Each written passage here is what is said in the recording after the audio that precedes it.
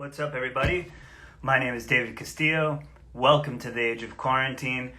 Hope everybody's doing fine this Monday. It's really nice to be back. We have a fucking rad guest today.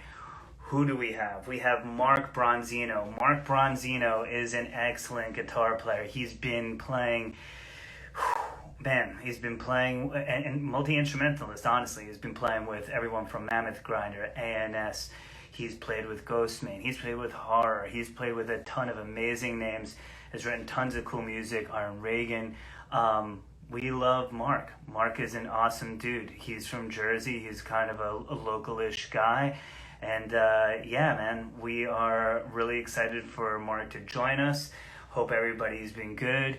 I don't know, announcements, things of that nature. Guys, we got a bunch of new merch. We've been doing that to survive. It's been going really well. We appreciate all the support there. So thank you for doing that. We got a couple limited edition collabs. If you guys want to grab some, they're at the merch store. So let's see where Mark is at and if I can find him here. Mark, where are you? Okay, not with us quite yet, but hopefully he joins us soon. What are you guys listening to? While I have you, what are you guys listening to? Anything cool and interesting? Been listening to that new Tribulation record. Love that. Oh, there's Mark. Beautiful. But yeah, love the new Tribulation. Love the new Frozen Soul. Those have been on the rotation. So here we go. Without further ado, Mark Bronzino, a wonderful Jersey boy, here, ready to join us. Mark, hello. What's up? What's up, man? Doing? Great How's to it see going? you. Yeah, you too, man. You do have tons of cool stuff Yeah. lined up behind you. All of my stuff is like here. So it's just not, I don't have the optics, man, but I have you, and that's beautiful. And you are a wonderful music maker, so thank you for taking the time to join us. It's fucking good to see you. It's been so fucking long, man. Yeah, man. It's been, wow. Yeah, a really long time. Yeah. Yeah. Speaking of where I'm at, this is volume 4 in New Brunswick, the recording studio. So we got the tape machine back here, the Trident board, a bunch of cool stuff. So that's pretty psyched. Sick. I love pretty the name. Psyched to be here. Yeah, I love the name of the studio too. Volume 4, beautiful. Love that. So, Mark, here at the Age of the Quarantine, you know what we do. We get into your musical journey from the bottom to the top and everywhere in between. And you've had one of the more interesting journeys, I think, out of a lot of people that I personally know, kind of going through a myriad of styles and different scenes. So I've been really excited to talk to you about this. So let's start off in the younger days. We're talking like childhood, man. When were you first sort of exposed to music, and did you find that you kind of thought that you loved it? You know, was there a song on the radio? Was there somebody in your family that played? Anything like that kind of just made you be like, I'm kind of attracted to this? I remember when I was a kid, Guns N' Roses was just like the coolest band in the world, and they were all over the radio. Like I think Appetite for Destruction came out when I was like 4 or 5 or something, but it was just like such a huge album, and I just remember people like playing it and stuff like out of their cars, and just like when people were like hanging out and like barbecuing and stuff like that. And I thought Slash was like the coolest person in the world. I still think Slash is awesome. Like he's one of my favorite guitar players. So yeah, I guess kind of inappropriate for a child to be like, I didn't really get all the themes at the time, you know, but like I just thought it rocked so much. Yeah, no, and I mean they kind of look like superheroes or like characters, right? And they kind of it had that bombast, and honestly, that's kind of similar for me too. I had older brothers that were way into Guns N' Roses, and it was like really like this wild like attraction, like whoa, this is like they're like superheroes, you know, like Kiss was maybe in the 70s for certain people. Yeah. Guns N' Roses is that definitely for me. It's from a rock perspective. I was like, whoa, this is larger than life kind of stuff. So you're kind of entering into that. You're realizing that you're kind of like loving music. You said Slash, the attraction to the kind of the guitar player and stuff like that. When did you have anybody kind of like in your kind of immediate circle, your family, friends, or whatever, who started like kind of showing you more music and was kind of encouraging you to kind of explore that a little bit? Well, my cousin got a guitar, and like one day we like went over their house or something. Maybe it was like Sunday dinner or something, I don't know. And he just had a guitar there, and he could play like a couple riffs, and I was just like, what? You know, he could play like some Green Day riffs or like Johnny B. Good or something, and I was just like, I couldn't believe it. And like I played it and was just like, wow, like it just blew my mind. So I think that was like when I was like, I have to do this all the time, you know? Yeah, definitely. That's pretty amazing. So cousin had the guitar, and like the guitar was sort of right away the instrument of choice. It was like there for you. Was it that like the first thing that you really tried, or were there maybe other things that you were trying to I remember in the school band, you could sign up and be in the school band, and like, you know, like I tried to sign up to play the drums because I was like, rock, you know, but everybody wanted to be a drummer. So there was like, you know, oh wait, you're breaking up a little bit. Yeah, it's okay. Keep going. I can still hear you. Okay. So yeah, the drum positions were all full, and the only ones that were left were like, it was I think the trumpet. So I was like, all right, I guess like, I don't know. At the time though, like Real Big Fish was like really, really popping off, like Muddy Muddy Boss Tones and ska and stuff. So I was like, all right, like trumpet music. I gave it a shot in the, you know, but like it never, I don't think I ever even made it to like a school band, you know, a high school or middle school performance or anything. Like just, it wasn't for me. It wasn't for me, you know. It's funny to me that drums are just taken up so fast. Honestly, everybody wanted to do drums because that was the only rock instrument that they offered, you know. Yeah, definitely. I guess in that sort of thing. Yeah. And yeah, that's true, man. I feel like all of these like band people, like people who are like in the school band and stuff, they all got involved in ska because they're like, oh, holy shit, I have a skill that I can like truly use, and maybe like it'll be like that. And I always thought that was really hysterical. There was it made some odd bedfellows in the high school band scene. right. For fucking sure. So guitar was really the thing, and now we're talking about middle school, high school, and stuff, and that's really when, you know, we're all developing our tastes and our personalities and stuff like that. Right. So what started kind of pulling you? Obviously, you have a long story in metal, punk, and hardcore and stuff like that. So what started kind of pulling you into the underground and kind of, you know, getting into these other kind of levels of music? Well, I grew up in Brick, New Jersey, and there's just like, for some reason, there's just like a ton of hardcore there, like shows and bands and stuff like that. And I just remember like hearing about the, you know, like punk shows and stuff like that in school. And I think when I was like 14, I like went to a deep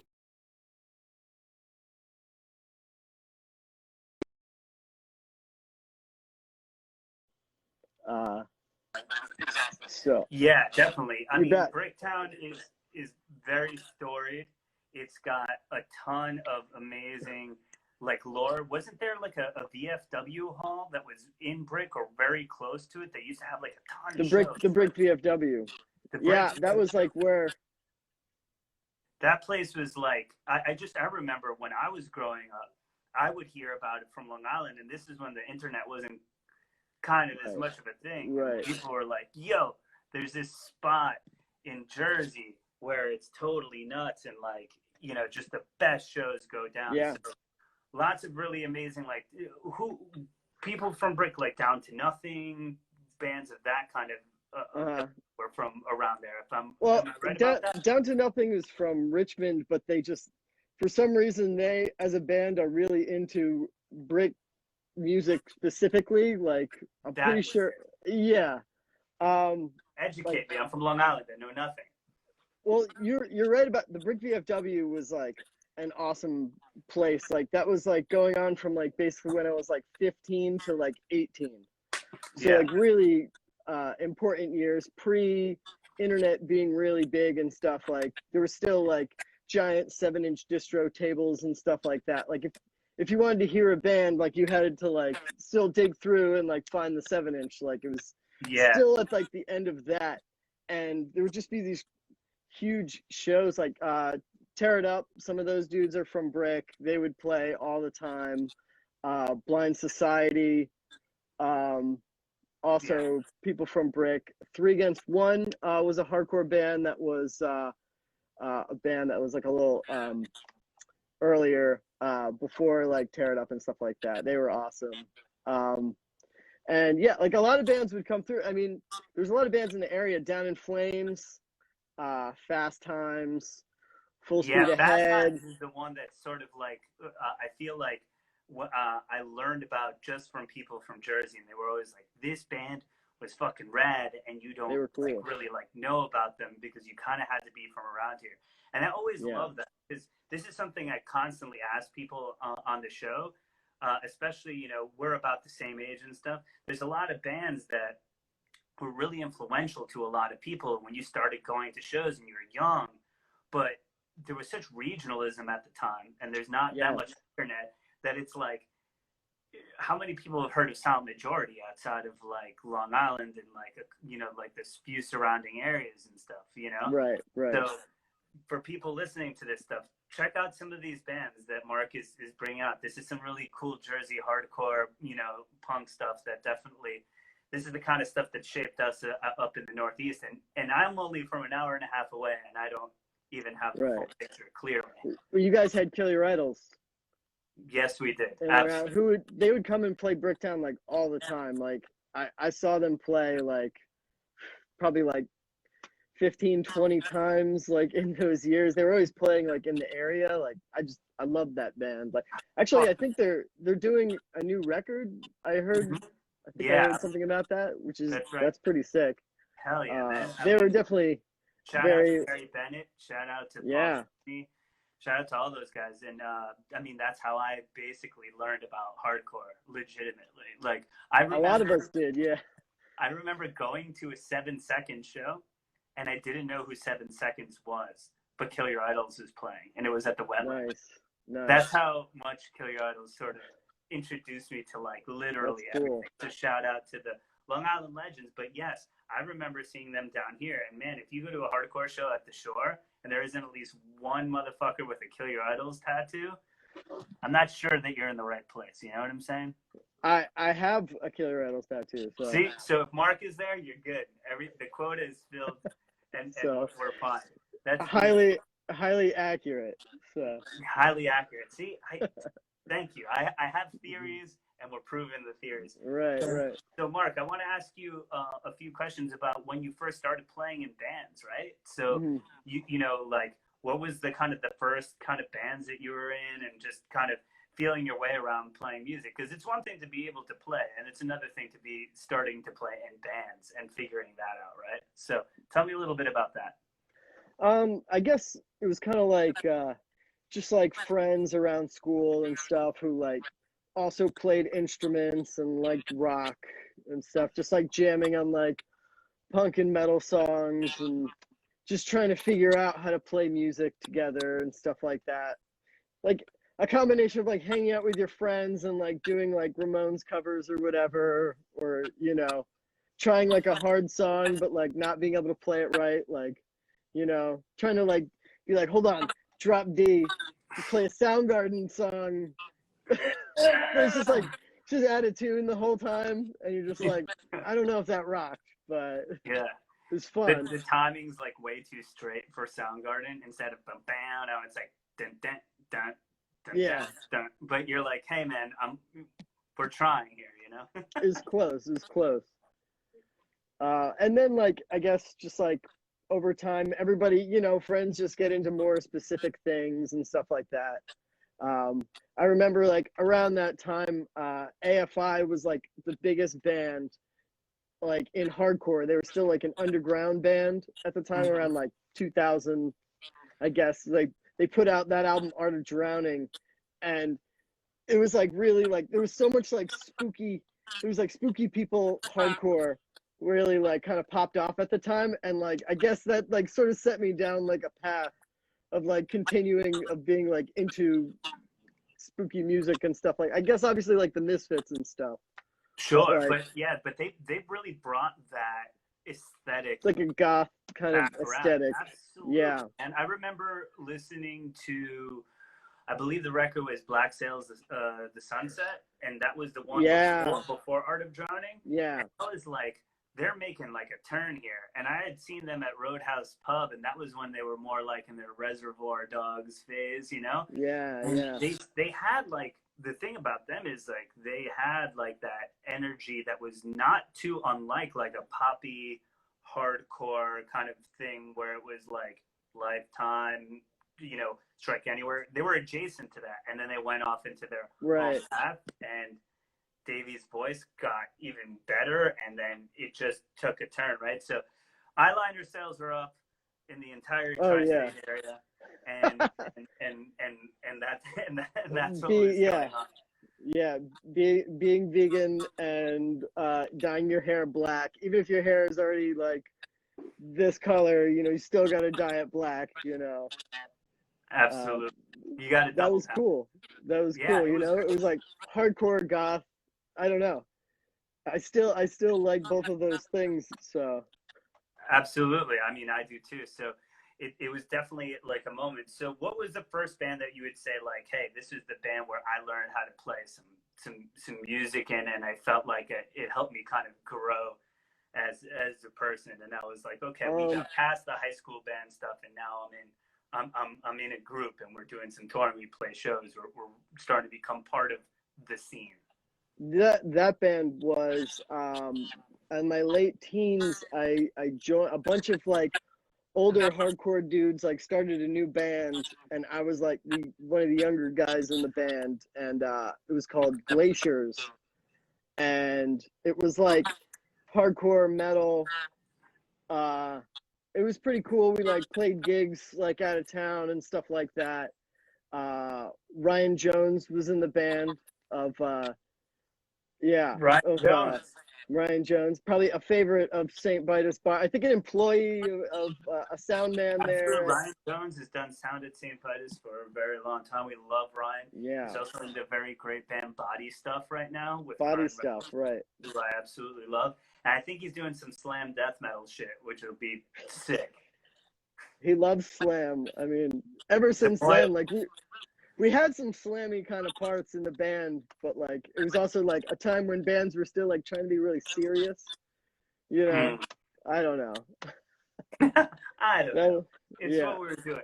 But how did that teach you a little bit about sort of band dynamics and things of that nature, right? Because like you're playing, but then I feel like there's a proficiency thing, right? You get better at your instrument and playing and learning how to play and do that sort of stuff. But then there's another thing of like learning how to work with people and be in a band and travel and do that sort of stuff. So how did that sort of unfurl for you in Glaciers and projects like that? I mean, obviously you like touring, I'm guessing, by all the shit that's done. But for some people, those early experiences aren't necessarily the best, and they had to like kind of figure it out a little bit. Well, the other dudes were in more established bands. Like Ryan Jones had been in Kill Crush Destroy.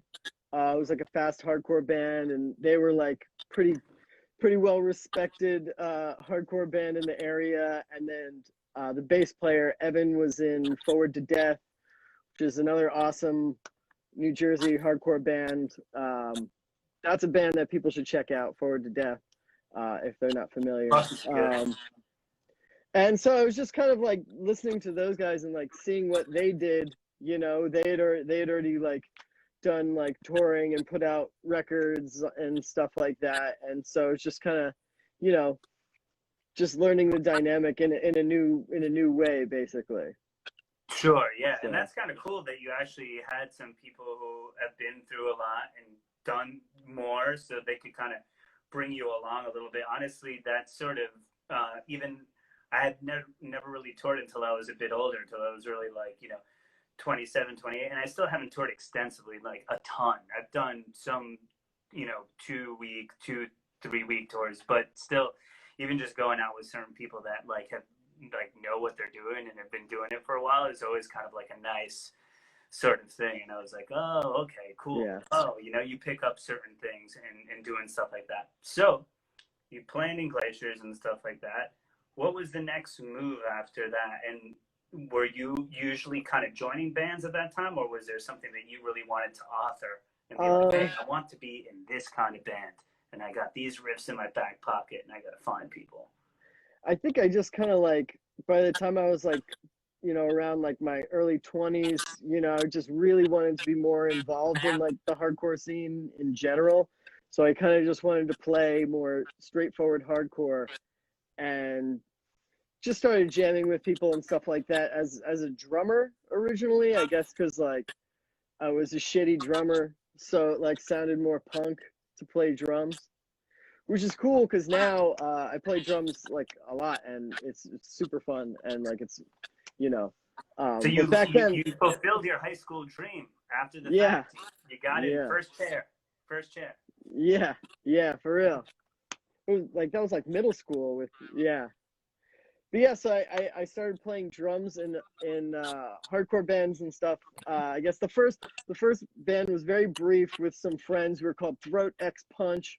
We played one show with I Object in a pool house in Brick, and then that kind of segued into joining the band Seasick, where that band ended up like touring internationally, and that's like kind of where I met like a lot of people, like the whole like network of like hardcore and stuff like that. I originally joined as the drummer and played drums on like the first couple things I did with them, and then switched over to guitar when people are seasick. Yeah, dude, they're about to seasick, and that's kind of where I actually, after you've resurfaced, you've been Mammoth, Grinder, Iron Maiden, different bands, so like more recently, and I was just like, before we were doing this, I was trying to locate like, when did I really think about like Mark playing and being part of the scene, because he's just had like so many things, or when did you kind of come into my my personal, and I was like, oh, he was in Seasick. I've seen those, Right. Man, where did you see it? Crazy to me, actually. I just remember listening to the music, being in and around. Did you guys? I was wondering too. Did you guys ever play the Charleston? Yeah. Yeah, right. I believe that I saw you guys play at the Charleston, but I'm trying to. With Mammoth Grinder, maybe. It might have been, because I did a show, I'm pretty sure, for Mammoth Grinder when I was doing Chronic Youth. So I think that was it, but it's like, dude, it's so crazy. So you're the one you might have booked that show. I might have. And that's this cool. is how crazy my life is that's like 12 or 13 years ago, and literally like I might have booked 10,000 bands in between. You know what I'm saying? Right. So I'm trying to, and I'm like, I wanted to kind of think about it too, because there's certain people that it's funny, like I was saying, when you do this, they're kind of like a part of the walls, like in your like life, and you go to shows and you see people all the time, and you've been this really prolific and amazing dude, and who's gone on to do all these amazing things. And I'm like, when did he walk in the door? And I really like remember that. So Seasick ended up doing a lot of stuff, and a lot of touring and things of that nature, and that kind of opened you up to this network of people, right? And that's always kind of a really interesting thing, right? Sort of seeing everyone's scene in their own town. What was it like to kind of go abroad and check those things out? It was really fun at the time. I mean, we were all just like you know, like friends, really into the music, really into like the politics of everything, really into like the scene, you know, going to shows, like zines, everything, records, collecting records, trading records, going to different cities and like trading records with people, going to the records, you know, going to the store, record store, and like seeing, finding all the rare shit there, and like meeting just like people I'm still friends with today. You know what I mean? Just because we like sometimes even they came to the show and we became friends at the show, and then we're like still friends, and they're commenting like right now on this live stream. You know, like Yeah, it's it's cool. incredible how that happens, you know, and it's this thread of music and people having kind of just that same energy for art and for being part of something and to kind of help build it up.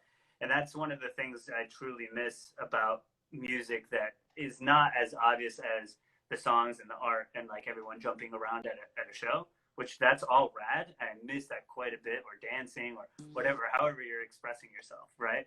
Mm-hmm. But is the relationships you build by doing this over the years, and all of a sudden Mark from Bricktown, New Jersey has friends in, you know, Santa Monica and in Austin and in Right. Toronto and in Belgium, you know, and you're like, what else kind of gives you that, right? Yeah, exactly. It's You just a know, cool thing. yeah, I slept on their floors, they slept on my floor, you know, it's like it was very like, you know, communal, and you know, like reciprocated. Like people would come through and they would stay at your house, you'd make them spaghetti, you know, uh you know, they'd shower, 8 people would shower in your shower, but it's like already disgusting, you know what I mean? Salad days, you're not even a human yet. You're like Yeah, 24 years old. It's yeah. And then like we got to go, you know, we got to go to Europe and like see how they do hardcore and out there and stuff like that, and like playing squats and stuff, like basically like stuff that you like read about when you like read about like Crass and stuff like that, and they're like out there like, you know, having these insane venues that are like tied into restaurants and record stores and just doing it in this big way, and like very inspiring. And we got to go to Japan. That was really cool too. See that, especially like at the time, like how old were you when you were in Japan? um, Give or take. 24. How many I didn't. 24-year-olds are going to Japan, you know, for any particular reason besides maybe wanting to go to like experience the culture and place? But you're going there to play, you know, like to me, Yeah. all that shit is so incredible. You know, I've never been to that particular spot, but being able to go and play in Norway or some shit has been like insane, right? Oh man. So it's a really incredible way to travel and Yeah. see music. So in Seasick, you kind of were able to be in that hardcore band that was really about the scene and the thing that you wanted to be about. And that fulfilled something, right, within you and stuff. Definitely. Clearly, right? Like you're like sick. I'm in the mix. I wanted to be a part of this. When was it like, okay, I think maybe I've had my fill a little bit. I want to kind of move on. You've gone on to do a lot of different things. Was the playing evolving? Was it more of like, hey, you know, like I'm just a little tired of this. I want to try that. Tell me about those sorts of decisions. Well, the playing was definitely always evolving, and we were always kind of trying to do our own thing in Seasick. And then while I was playing in Seasick, I joined A.N.S, which is a band from Texas, and they were kind of more like thrash oriented, or like kind of leaning that way. Like they were really into like punk bands that like played guitar good, like RKL and stuff like that, you know, Dr. No, Nardcore stuff. So like that kind of allowed me to like play a little bit more like technical within like still like within like hardcore and stuff like that. And we got to tour a lot as well and like see a lot of places, and like that was super fun. I was doing both bands at the same time. So at one point I was on like a 3-month long like DIY hardcore tour, you know, like yeah, just like back to back. And back to back to back. Yeah. how did the connection to Austin? I mean, you're from Jersey. Obviously, you've been traveling around. How did that kind of come together for the A.N.S. thing? I think we Seasick flew to Europe for like I don't know how long, maybe a month, like, and then we flew back to the U.S. and then toured out to Portland.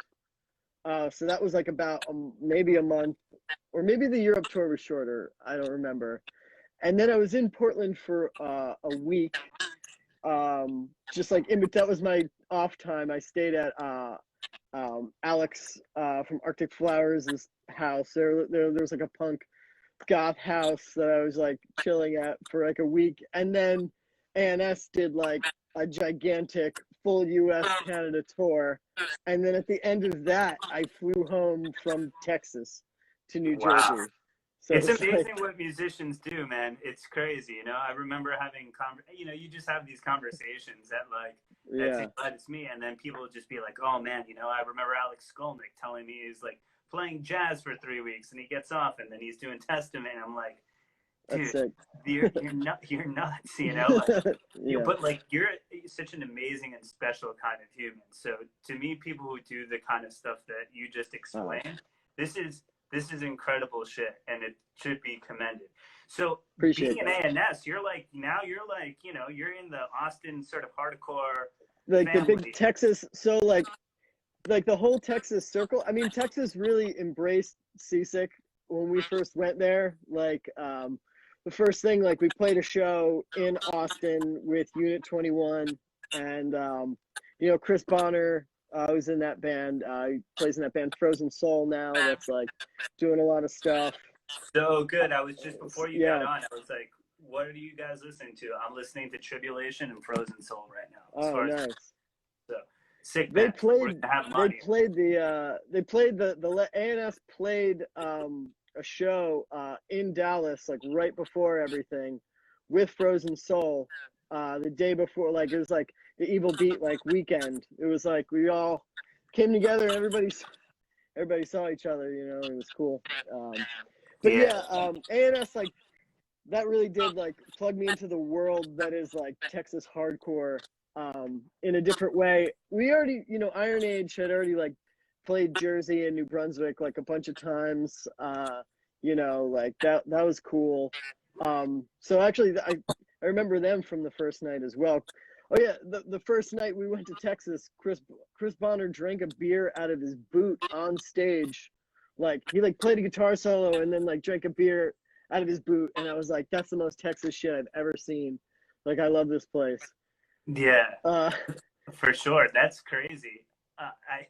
I just also, when you brought up Iron Age too, and since you talked about the Charleston, I just thought about the show they did there where they played like 2 songs and their amp blew up. But Iron Age, one of the greatest bands of the past, whatever, 20 years. I don't give a shit. Put a time period.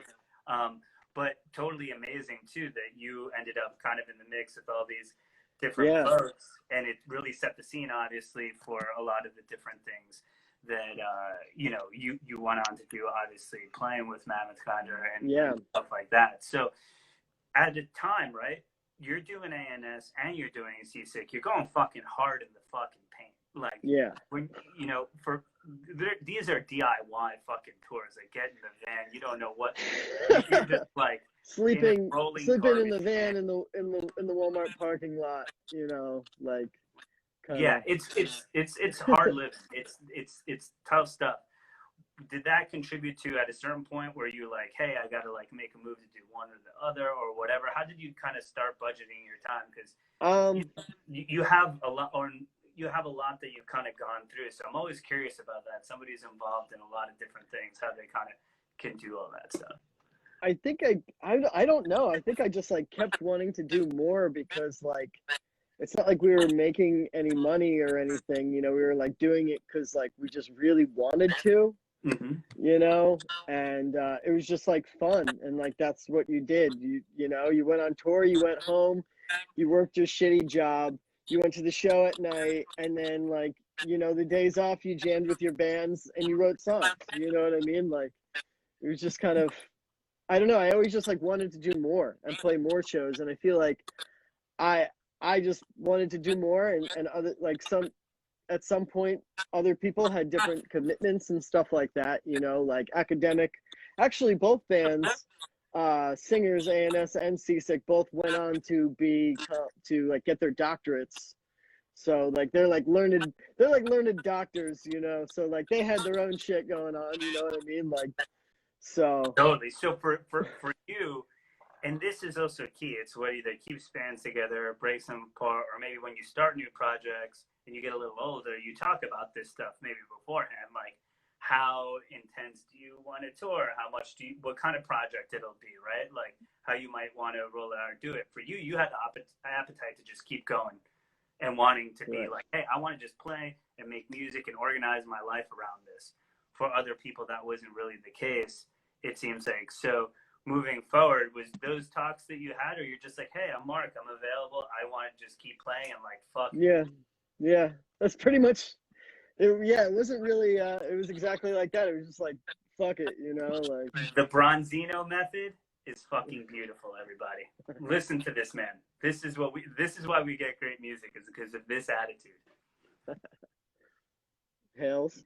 Well, beautiful. So after, you know, Seasick A&S sort of period, is that when you started kind of, what kind of happened sort of after those things sort of started slowing down because of the commitments of others? Yeah, I pretty much I just joined a bunch of other bands locally. There was like a lot going on in New Brunswick.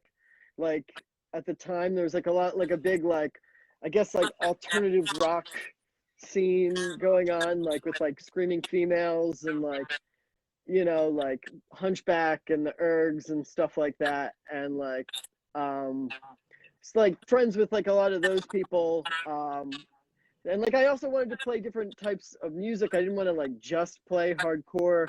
You know what I mean? Like I was playing like hardcore all day, every day, and then like sitting in the van and listening to Cro-Mags and Nuclear Assault. You know what I mean? Like it's like I like a lot of stuff. You know what I mean? Like I like a lot of music. You know what I mean? Like I'm not like some sort of like music purist or anything like that. So Yeah, which is great too, and a really cool thing to have in a guitar player who can be so agile to do those things. Not everybody can cut across styles like that too. So it shows that you love it to be great at doing stuff. I see somebody mention Kicking Spit in the comments of band I've booked, and I also really liked, and I was like, wow, okay, this dude's in a different lane right now, but it rocks. It's cool. oh yeah, that was a really fun time. Like I was playing in Kicking Spit, and like we were kind of playing like those shows. We would tour and we would still play like hardcore shows and with like grindcore bands and stuff like that. Like we went out to Oakland. We played like Prank Fest. You know what I mean? With like, you know, I'm trying to remember who played that year, but it was like power violence bands and stuff like that. Um, but I was just like getting into like bands like Husker Du and like Sonic Youth and like Dinosaur Jr. and the Lemonheads and stuff like that.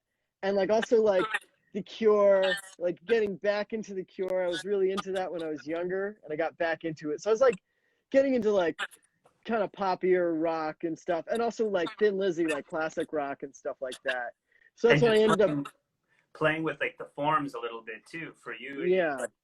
Um, in those bands, when you joining these bands and stuff like that, is there times, depending on the dynamic, you know, sometimes you're just going to probably play what other people might be saying, or were you kind of more of a lead songwriter at certain times? Like how does that sort of role kind of come out? Even though obviously I've heard the product of it, of all you're playing, but you know, it's kind of cool to see you kind of bouncing across these styles now, but it's like, you know, I don't know if it's like joining another band. There's always maybe new dynamics in play in terms of Yeah. Like with Kicking Spit, it was kind of like the combination of the three of our like personalities, the people in the band. Like Matt, who was the bass player, excuse me, who's also in Seasick. Like I feel like he was like very he was a big part of like the aesthetic of the band. Like his like personal style and stuff like that came through a lot. And yeah, around that time, like I was playing in a lot of like rock bands. I joined the band Big Eyes, and played on the demo and the LP and like a 7-inch, and then yeah, it was a fun time period. I played in Noun for a little while as well with Marissa, just like a couple gigs, and then we did a record that was kind of more goth. That was kind of like around like after a while from like playing like poppy music for a while, I kind of became more interested in like goth music as like my like to go poppy rock, I guess is a way of putting it, like, or getting back into it through just like being into The Cure and stuff. And then when Marissa and I made that record, it was like I was like it was really like diving into it for the first time for me, which is the record's called Throw Your Body on the Gears and Stop the Machine with Your Blood is the name of the LP that we did. Dude, good for you. I would have forgotten all of that. Yeah. I always thought that was like in my like personal catalog, that's like definitely like one of my favorites, that when I go back and listen to it, I'm like, this is really cool.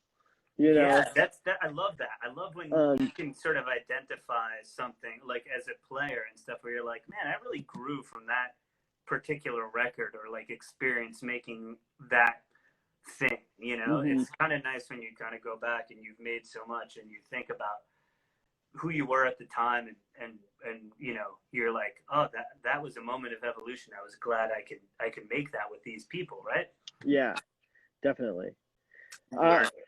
Yeah, I mean, also, I mean, at that time period, I was kind of doing a lot of different bands at the same time, and like they were all different styles. So like, it was just like each band kind of represented like a different like facet of my like personality at that time or something. Like they all like fulfilled a certain role. Like I was doing Kicking Spit. I was recording Kicking Spit, Sofdov, and Noun LPs like all at the same time, all at my bedroom in New Brunswick. Sofdov was a lot of fun. That was kind of like my hardcore band after Seasick, with Ian from Down in Flames, and Joe, the bass player, is in this band now, this death metal band called Blasphematory. That's really cool. You might know them, yeah. They're awesome. He was a bass player first, and then the second bass player was Kevin Mannion,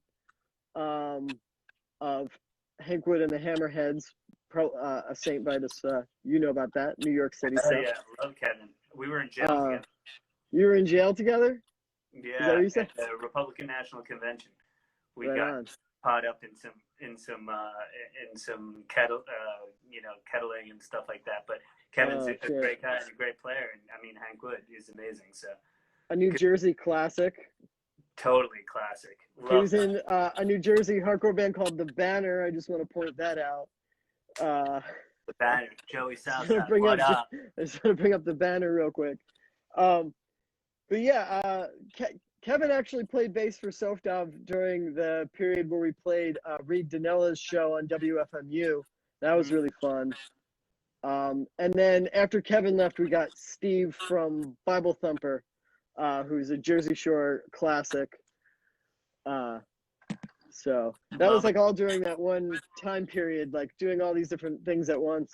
Yeah, and that feels like, obviously, first of all, like we're already like 6 different bands deep into the catalog, and we haven't gotten into the bands sort of that you're currently in or working in and around. So you're doing all of that stuff, and then I think, you know, we're kind of moving into the time period now. Like you put out all of this music, right? Yeah. But then I think that there is a time period where you joined Iron Reagan, and then I was like, whoa, okay, this dude's playing like, you know, to me, metal, crossover, thrash kind of stuff. And I knew you were in A.N.S, so I'm like, obviously my man's capable, right? And so I'm like, cool, let's see what this is like. And obviously it went really well. Could you talk to me about just kind of getting into the band and how it kind of popped off for you that way? Originally, the first, I mean, I knew them from like Municipal Waste and stuff like that, you know what I mean? Like they were like from the hardcore scene and stuff. And I was going to book a show for Iron Reagan in New Brunswick, but it didn't happen I don't know what happened. And then they were about to go on tour, and somebody couldn't do it. Like the bass player couldn't do it. I think because it was like a family emergency or something, and they just needed somebody on the East Coast. I think the first show was in New York City, so they needed somebody regionally.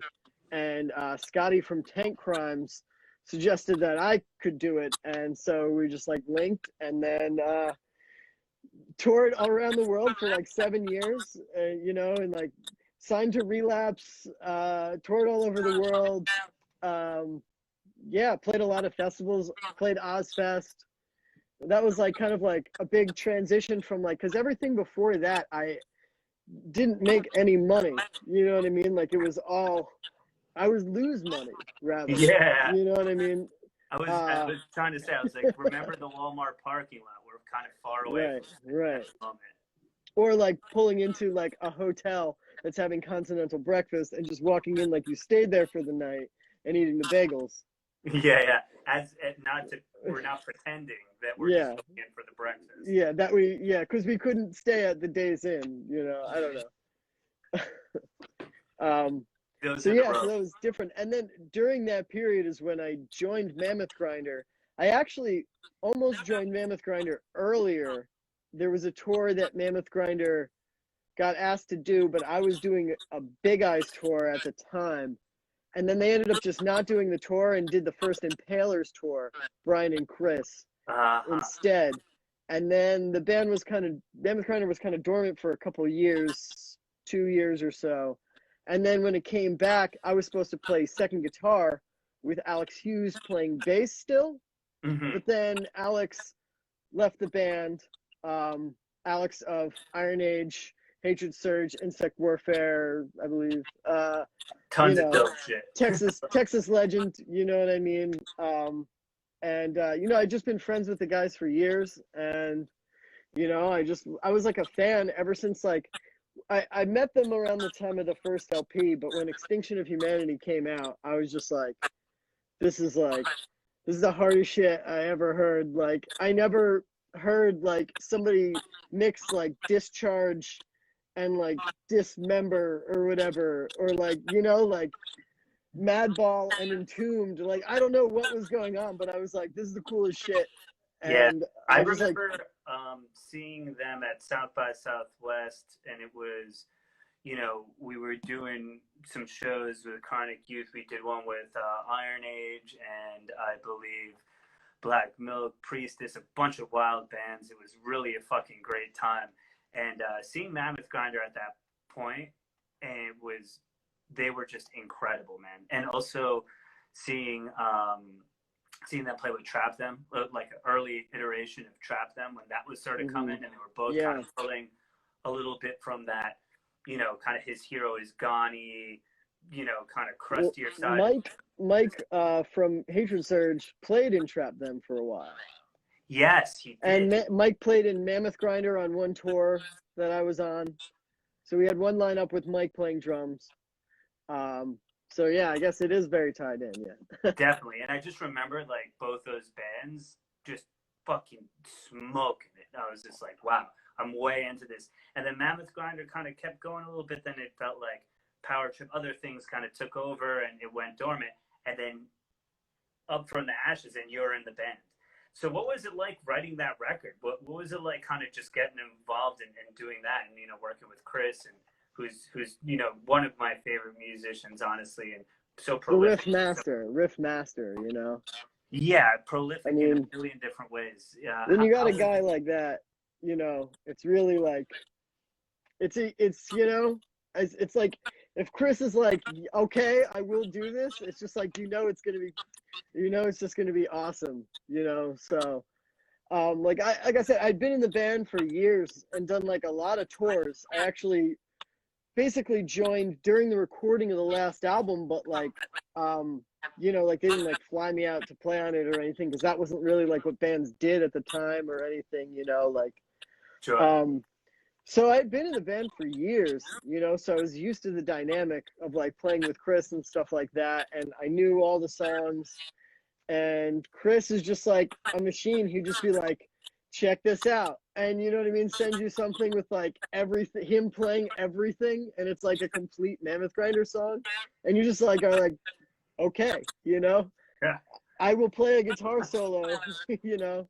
Like, That's so I mean, funny. I played all the guitars on the record, you know what I mean? But like, you know, it's from the mind of Chris. I feel like I kind of like pushed a specific trajectory with the record. Like I wanted like very you know, I wanted it to be very death metal. You know, I wanted lower vocals and stuff like that. And we recorded it partially here at Volume 4. We did the guitar solos. We did most of it at Tracks East, where like Hatebreed recorded Satisfaction, and like a ton of records were done at Tracks East. So I don't even, that's a whole other story. So like I feel like the scope of the record and like making it happen, I felt more involved with than like the writing process. Whereas my own signature, you know, being like, you know, like the tone and the approach, and like my guitar solos, of course, which like, you know, Sure. just kind of, It's pretty cool to have somebody who has that kind of mind that can go and be like, here's like an entire song, I played everything, you know?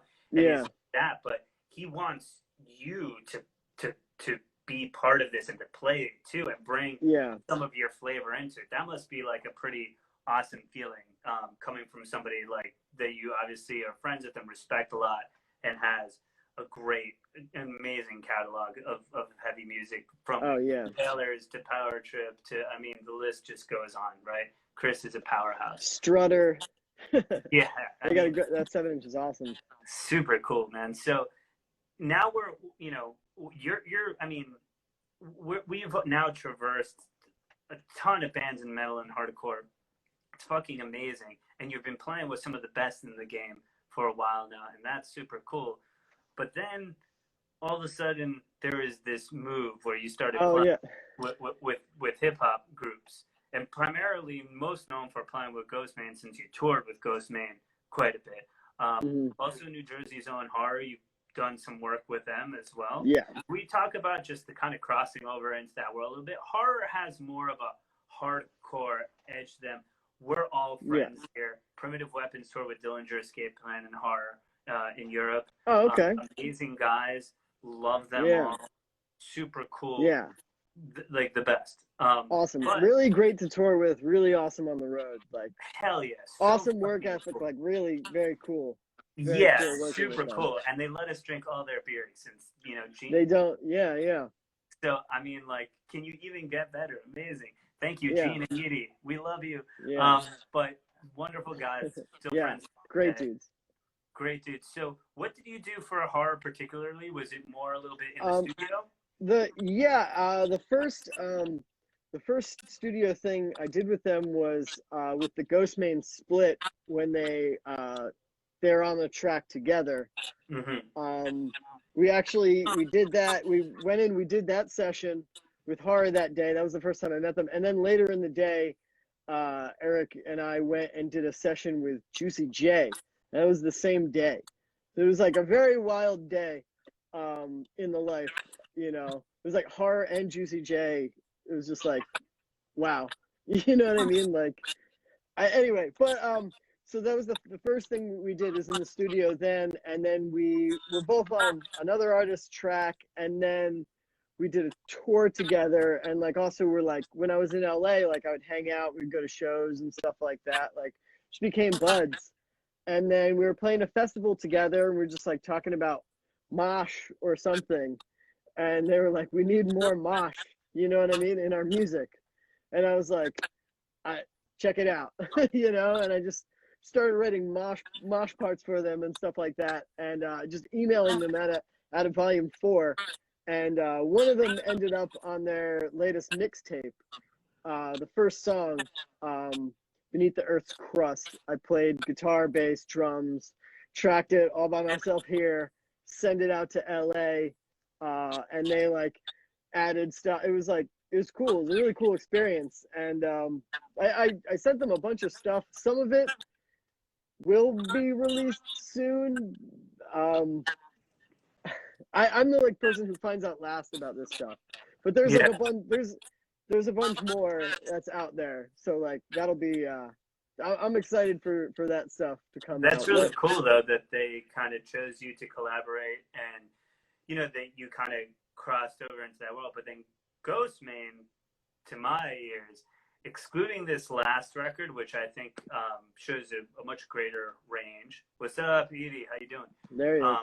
Of kind of sonically, I mean, to me, he was way more firmly a rapper, like scope to me, you know, compared to a horror, which to me feels more like a band, you know. So what was it kind of starting to? Who's also oddly enough Ron Grimaldi's cousin, and Ron is a treasure of the New York hardcore scene. And when I found that out, it blew my fucking mind. Ron pretty much taught me so much about music, period. They kind of look alike, actually. It's like fucking nuts when he said it. We all hung out together. Yeah, you can see it now. The fourth wall was just shattered for me. I think like, so like this is kind of how it went together. Like obviously like, so people from like the hardcore scene and stuff were like working on his crew and stuff like that. And a lot of like, you know, working like sound people and stuff like that were starting to like work on like, you know, touring rap acts and stuff like that. So there was kind of like a connection going on. You know, Eric being Ron's cousin, you know, he had this like knowledge of like hardcore and underground music, and he was like a fan. He was a fan of Mammoth Grinder, actually. And I think he had Kale, who is his drummer, was in this band Twitching Tongues, who I toured with in the past. I think they just were like, it may have been like listening to Mammoth Grinder one day, and they were like, I want somebody like that. And they were like, hey, we know that guy, you know? And like, that's just kind of how we linked. I originally thought I was going to go in and just like shred some leads on a rap record, but we kind of like went in and made something else happen. You know what I mean? Which is cool. You know what I mean? That album was that your first experience working with more that style of project? Or was it was that as new for you as it was for him at the time, or was it kind of like it kind of happened like organically and like naturally. Like we weren't like, we're gonna go out and make a fusion of like rap and metal. We just kind of like, we just liked a lot of the same stuff. Like we liked like 3-6 Mafia and Carcass and stuff. And then Arthur was the engineer producer, and he also mixed the Mammoth Grinder LP. So the Mammoth Grinder LP and the Ghostmane LP both came out in the same year, in 2018, and they were both engineered by they're both mixed by the same person, which is Arthur Rizek, who obviously, you know, the legend, the legend, you know, Cold World. Also did the Cavalera record, which is what I'm wearing right now. The OG, what's up? Power Trip, I mean, you know. He's the fucking man. Amazing. And that's so amazing that he did both those records in the same year. I didn't know that. That I just didn't really think about it. Me and Arthur were together on 2018, just kicking the game's ass, basically. Like Pippen and Jordan. Unbelievable. Yeah, for real. And then we did that record, and then I said like talking about like the horror stuff, and then we did the Juicy J session. And we did a session with Boys Noise, who's an artist from Germany, producer who's like electronic. I love Boys Noise. I'm a big fan. All right, yeah, so there you go. He knows so much about like that kind of music, and I know like very little about it. So when I was like around him, we were at his home studio, you know, and like I really like tried to like pick up what was going on. I just learned a lot just watching him like patch things, you know what I mean? Like he's great. So those recordings exist somewhere and will perhaps one day be unearthed, you know, so we'll see. That's cool. And then you joined the touring the show. I joined the show. Yeah, I was there for over 100 shows, international. You know, we did U.S., Canada, Europe, you know, South America, Australia, New Zealand, you know, Russia, we did all over the world. It was real cool. It was fun. That's amazing, man, and all because of this connection of an artist seeing what you did on your body of work, and listening to I mean, Arthur producing the same records in the same year, listening to the kind of stuff that you were doing. Mm-hmm. It kind of goes to show you, when you put energy and thoughtfulness and art into the world, you never know really what's going to happen with it, and how who listens to it, how it'll be sort of taken in, and what people might do with it or getting influence from. So that's pretty amazing that he's just like digging on a record that you played on, and then that's how it kind of just through the little 6 degrees of separation came to sort of be. You love to see it, and I love to see that you were able to cross over into those worlds and create more. We had a conversation personally, me and you were saying, hey, like during this whole time I've been playing to like a click track, and it's like making a lot of music on your own and by yourself when you've been in bands for so long can be a little bit of a heady experience. How have you sort of balanced those sorts of things process wise? Well, I've become a much better drummer because nobody else is around, and so I have to play my own drums now. So that's chill. And like also just like it makes you a better musician in general. Like the more instruments you play, you know what I mean? Like I've been trying to play keys a little bit. Like I'm not very good at it, but just nobody else is around to do it. So it's like a time to be reflective and to improve.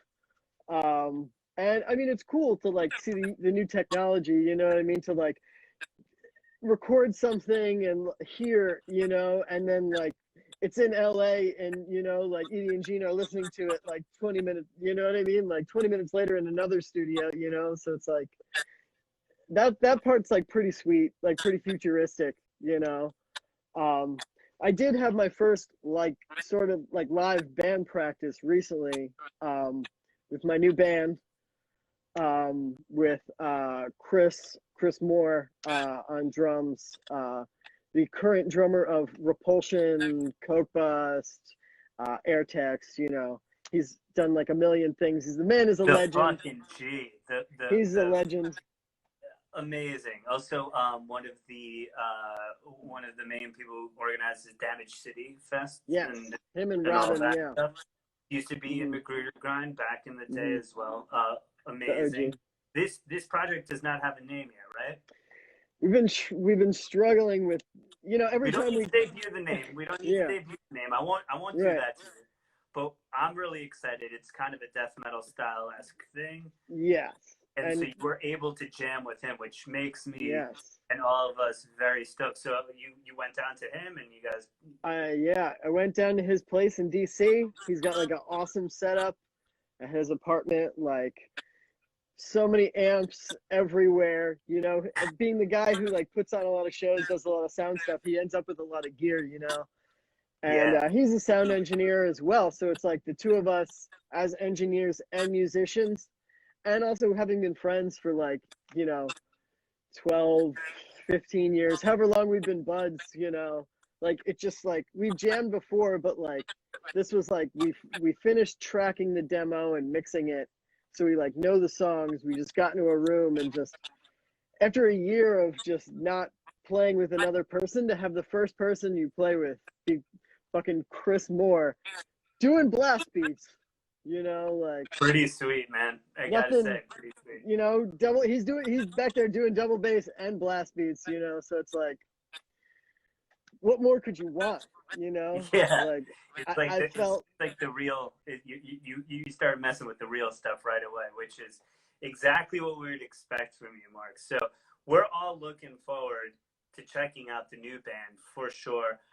Hopefully we'll get some new Mammoth Grinder in the future too, and just listening out. I mean, it seems like, in the production world and things like that, working with horror, working with Ghostmane, you never know when these other bits and pieces are going to come out, and we just look forward to, hearing everything that you're doing, man. And I think the journey is pretty incredible, from New Brunswick basements and hanging out at the Brick VFW Hall to touring internationally with all these bands and really being all over in multiple sides of music, whether it be hip hop, metal, etc.